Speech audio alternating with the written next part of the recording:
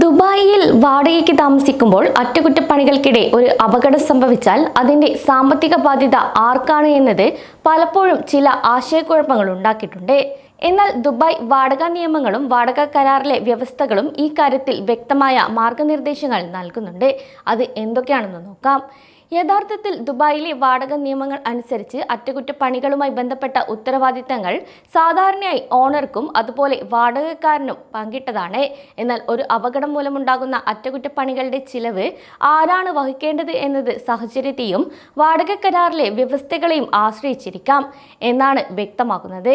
കൂടാതെ സാധാരണയായി Dubai rent നിയമത്തിലെ ലോൺ നമ്പർ 26/2027 ആർട്ടിക്കിൾ 16 വ്യവസ്ഥകൾ അനുസരിച്ചുകൊണ്ട് കെട്ടിടത്തിന്റെ പ്രധാന അറ്റകുറ്റപ്പണികളുടെയും ഘടനാപരമായ കേടുപാടുകളുടെയും ഉത്തരവാദിത്തം ഓണർക്കാണ്. എങ്കിലും ഈ ഉത്തരവാദിത്തങ്ങൾ വാടക കരാറിന്റെ അടിസ്ഥാനത്തിൽ മാറാനും സാധ്യതയുണ്ട്. കഴിഞ്ഞ ദിവസം ഖലീജ് ടൈംസ് ഒരു വ്യക്തിയുടെ ചില ആശങ്കകൾ പങ്കുവച്ചിരുന്നു. അതിൽ ഒരു അപ്പാർട്ട്മെന്റിൽ താമസിക്കുന്ന ഒരു കുടുംബത്തിന്റെ ഭാഗത്തു നിന്നുണ്ടായ തെറ്റുകൾ കാരണം അവരുടെ AC കംപ്ലൈന്റ് ആയി. ഇനി നന്നാക്കാനും നാശനഷ്ടങ്ങളുടെ ചിലവ് വഹിക്കുന്നതും ആരാണ്? ഞങ്ങൾ തന്നെ ചെയ്യണോ അതോ പതിവ് അറ്റകുറ്റപ്പണികളുടെ പരിധിയിൽ വരുമോ എന്നതായിരുന്നു സംശയം. പ്രധാനമായി ഈ സംഭവങ്ങളിൽ ചില കാര്യങ്ങൾ പ്രത്യേകം ശ്രദ്ധിക്കേണ്ടതുണ്ട്. അതിൽ ഏറ്റവും പ്രധാനമാണ് വാടകക്കാരന്റെ അശ്രദ്ധ. വാടകക്കാരൻ്റെയോ അവരുടെ അതിഥികളുടെയോ അശ്രദ്ധ, ദുരുപയോഗം അല്ലെങ്കിൽ മനഃപൂർവ്വമായ കേടുപാടുകൾ എന്നിവ മൂലമുണ്ടാകുന്ന അപകടങ്ങൾക്കും അതിൻ്റെ അറ്റകുറ്റപ്പണികൾക്കും വാടകക്കാരൻ തന്നെയാണ് ഉത്തരവാദി. വാടകക്കാരൻ കാരണം ജനൽ പൊട്ടുകയോ പൈപ്പിൽ നിന്ന് വെള്ളം ലീക്ക് ചെയ്യുന്നത് ശ്രദ്ധയിൽപ്പെട്ടിട്ടും യഥാസമയം ഓണറിനെ അറിയിക്കാതിരിക്കുകയോ ഇത് കൂടുതൽ നാശനഷ്ടങ്ങൾക്ക് ഇടയാക്കുകയും ചെയ്താൽ അതിൻ്റെ ചിലവ് വാടകക്കാരൻ വഹിക്കേണ്ടി വരുമെന്നാണ് നിയമം വ്യക്തമാക്കുന്നത്. കൂടാതെ ഇതേപോലൊരു സംഭവം വാടകക്കാരൻ ശരിയായ പരിപാലനം ഇല്ലാതുകൊണ്ട് സംഭവിച്ചതാണെങ്കിൽ വാടകക്കാരൻ അതിന്റെ ഉത്തരവാദിത്തം ഏറ്റെടുക്കേണ്ടതായും വരും. രണ്ടാമത്തെ പ്രധാനപ്പെട്ട കാര്യം വലിയ അറ്റകുറ്റപ്പണികളും ചെറിയ അറ്റകുറ്റപ്പണികളും. സാധാരണയായി ഈ ഒരു സാഹചര്യത്തിൽ air conditioning, water heater, plumbing, electrical wiring തുടങ്ങിയ പ്രധാന സിസ്റ്റങ്ങളുടെ കേടുപാടുകൾക്കും അറ്റകുറ്റപ്പണികൾക്കും ഓണറാണ് ഉത്തരവാദി. എന്നാൽ ചെറിയ ചോർച്ചകൾ, ലൈറ്റ് ബൾബുകൾ മാറ്റുന്നത്, ബ്ലോക്കായ ഡ്രെയിനുകൾ വൃത്തിയാക്കുന്നത് പോലുള്ള ചെറിയ അറ്റകുറ്റപ്പണികൾ വാടകക്കാരന്റെ ചുമതലയിലാണ് വരിക. പല വാടക കരാറിലും അറ്റകുറ്റപ്പണികളുടെ ചിലവ് ഒരു നിശ്ചിത തുകയിൽ കുറവാണെങ്കിൽ അത് വാടകക്കാരന്റെ ചുമതലയായും മാറുന്നുണ്ട്.